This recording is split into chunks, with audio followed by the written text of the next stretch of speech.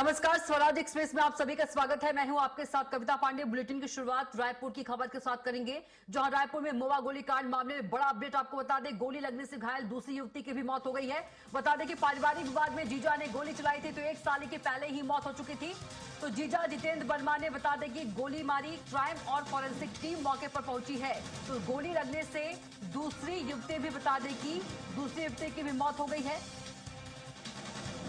तो गोली लगने से बता दें कि दूसरी युवती की भी मौत हो गई है। तो रायपुर में मोवा गोलीकांड मामले में बड़ा अपडेट आपको दे रहे हैं।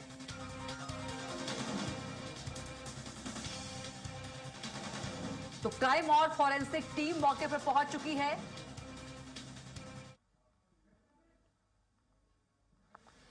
तो रायपुर में मोवा गोलीकांड मामले में बड़ा अपडेट आपको दे रहे हैं। तो गोली लगने से घायल दूसरी युवती की भी मौत हो गई है।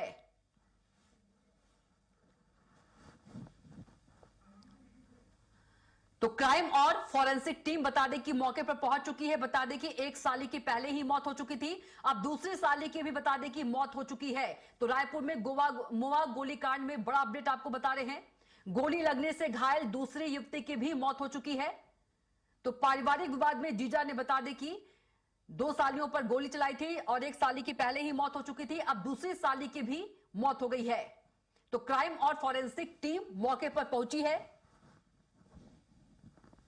तो बता दें कि 1 साली की पहले ही मौत हो चुकी थी और अब दूसरी साली की भी मौत हो गई है। तो रायपुर में मोवा गोलीकांड में बड़ा अपडेट आपको बता रहे हैं। गोली लगने से घायल दूसरी युवती की भी बता दें कि मौत हो चुकी है।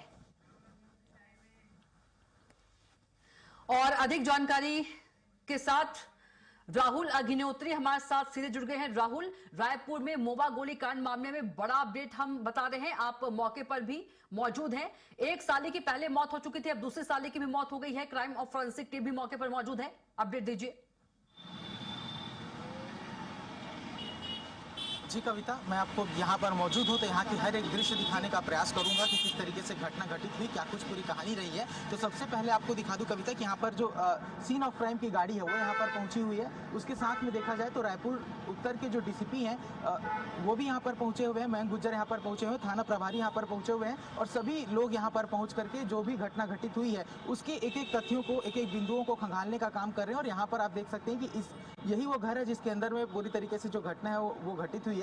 और उसके ऊपर में आप देख सकते हैं कि तमाम पुलिस के जो अधिकारी है वो मौजूद है और एक एक तथ्य को यहाँ पर परखने का प्रयास कर रहे हैं। और जिस तरीके से जो पूरी घटना घटित हुई है, यदि उसके बारे में बताऊं कविता, तो जो आरोपी है जितेंद्र वर्मा वो यहाँ पर पहुँचता है लगभग 10 बजे और 10 बजे पहुँचने के बाद सीधे ऊपर चढ़ करके अपने ससुराल जाता है, जहाँ पर उसकी जो सास है और 2 सालियां हैं वो यहाँ पर रहती थी। और जब अपनी 12 महीने के बच्ची को देखने को उसके द्वारा डिमांड की जाती है और जब देखता है कि विवाद जो है वो बढ़ता जाता है, क्योंकि इससे पहले भी वो कई बार आ चुका था और यहाँ पर जेब में पिस्टल लेकर के पहुँचता था, कई बार डरा धमका चुका था, जिसके बाद उसकी जो बातें हैं यहाँ पर पहुँचने के बाद फिर से जो विवाद है वो बढ़ता है। और उसके बाद में देखा जाता है कि जब साली से विवाद बढ़ता है तो वो अपना पिस्टल निकालता है और धमकाने का प्रयास करता है। उसके बाद एक जो गोली है वो उससे गलती से फायर हो जाती है, जिसके बाद एक साली के गर्दन को छूती हुई जो गोली है वो निकलती है और उसकी मौके पर ही मौत हो जाती है। और उसके बाद अफरा तफरी में जब दूसरी साली पहुंचती है तो वो जो आरोपी है वो उसके ऊपर भी गोली फायर करता है और ऐसे करके उसके द्वारा कुल 4 गोलियां चलाई जाती हैं।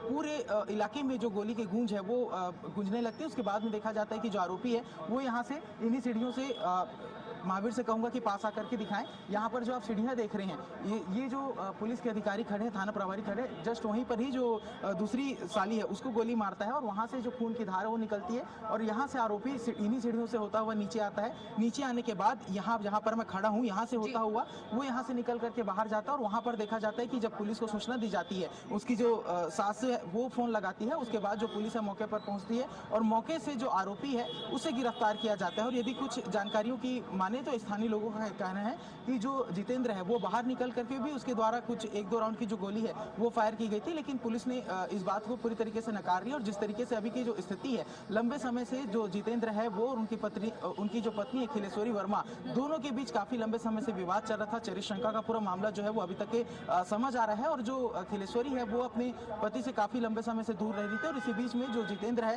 वो अपनी 12 महीने की बच्ची को देखने के लिए लगातार जो अपने ससुराल पक्ष के लोग हैं उनसे बात करने का का प्रयास करता था, वीडियो कॉल और तमाम माध्यमों से देखने का प्रयास करता था, लेकिन जब वो पहुंचा और उसे यहाँ पर उसकी बीवी नहीं मिली, उसके बच्चे को देखना नहीं दिया गया, उसके बाद में उसका जो पूरा गुस्सा है वो फूटता है, नशे में पूरी तरीके से चूर रहता है और नशे की मद में इस तरीके से पागल हो गया था जितेंद्र कि उसने अपनी 2 सालियों को मौत के घाट उतार दिया, निर्ममता से गोली मार करके उसके द्वारा हत्या कर दी गई है। अब अभी देखा जाए कविता, तो पुलिस के द्वारा तमाम जो तथ्य है वो खंगालने का काम किया जा रहा है, क्योंकि पुलिस के आला अधिकारी भी यहाँ पर मौजूद है। कल रात को भी पूरी तरीके से या देखा जाए तो घटना के कुछ देर बाद ही जो पुलिस है वो यहाँ पर पहुंच गई थी और इसका कारण एक ऐसा भी है कविता, क्योंकि यहाँ से देखा जाए तो लगभग 500 साढ़े 500 मीटर दूरी पर जो पंडरी थाना है वो यहाँ पर पंडरी थाना है और उसके साथ में देखा जाए तो जो आरोपी है वो भी यहाँ से लगभग 400 मीटर दूर पर भी उसका घर है। तो पूरी जो घटना है वो घटित होती है और पुलिस चूंकि थाना पास में था तो पुलिस भी त्वरित तौर पर पहुंच गई और उसके बाद पूरी घटना को देखा जाए तो 10 साढ़े 10 बजे का जो पूरा कांड है वो यहाँ से शुरू होता है और उसके बाद में देखा जाए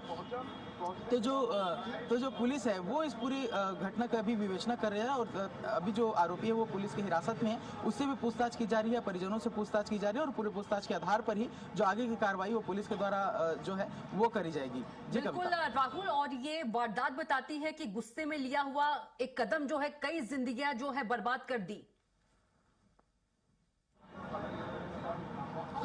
कविता देखा जाए तो ये सिर्फ गुस्से में लिया हुआ फैसला नहीं है, इसके साथ में नशे में चूर था जो आरोपी था, वो नशे में चूर था, नशे की मद में उसने जो इतनी बड़ी घटना है उसे अंजाम दी है। और अगर और भी मैं घटनाओं की बात करूं तो जिस तरीके से रायपुर में नशे का लगातार जो कारोबार बढ़ रहा है उस बीच में इस तरीके की जो पूरी घटना घटित होती है। और देखा जाए तो जो जितेंद्र है वो बाउंसर के तौर पर काम करता था कविता, और उसके पास लाइसेंसी बंदूक काफी लंबे समय से है, लेकिन ये उसके बाद में देखा गया कि जब गोली वहां पर उसने चलाई है तो कविता वहां पर जो गोली के कई जो जिंदा कारतूस हैं वो भी वहां पर बरामद किए गए, लगभग जो 4 कारतूस हैं वो वहां पर देखे गए थे। तो अनुमान लगाया जा रहा था कि लगभग 3 राउंड फायरिंग की गई है, लेकिन 3 से 4 राउंड की जो सूचना है वो अभी तक हमें प्राप्त हो पा रही है। और जिस तरीके से पूरी जो घटना घटित हुई है तो पूरा जो यहाँ आसपास का इलाका है वो पूरी तरीके से सदके में, और जिस तरीके से ये घटना घटित हुई है तो लोग भी पूरी घटना के बाद काफी भयभीत नजर आ रहे थे। बिल्कुल बिल्कुल राहुल, आसपास के लोगों में दहशत का माहौल है। बहुत ही शुक्रिया आपका जानकारी देने के लिए।